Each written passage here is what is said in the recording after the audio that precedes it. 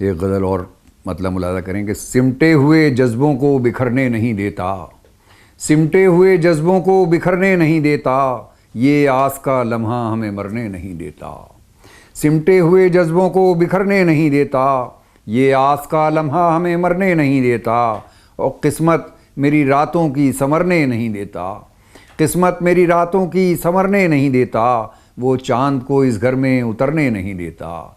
किस्मत मेरी रातों की संवरने नहीं देता, वो चाँद को इस घर में उतरने नहीं देता।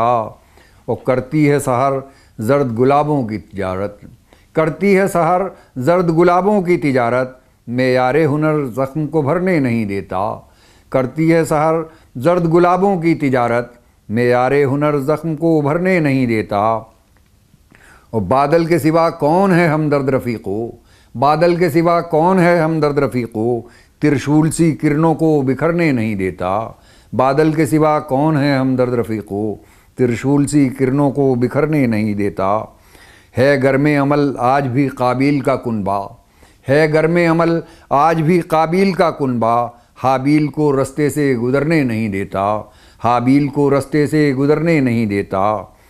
आँखों के दरीचे भी ज़की उसने किए बंद, आँखों के दरीचे भी ज़की उसने किए बंद, सूरज को समंदर में उतरने नहीं देता, सूरज को समंदर में उतरने नहीं देता। किस्मत मेरी रातों की संवरने नहीं देता, वो चाँद को इस घर में उतरने नहीं देता। सिमटे हुए जज्बों को बिखरने नहीं देता, ये आस का लम्हा हमें मरने नहीं देता।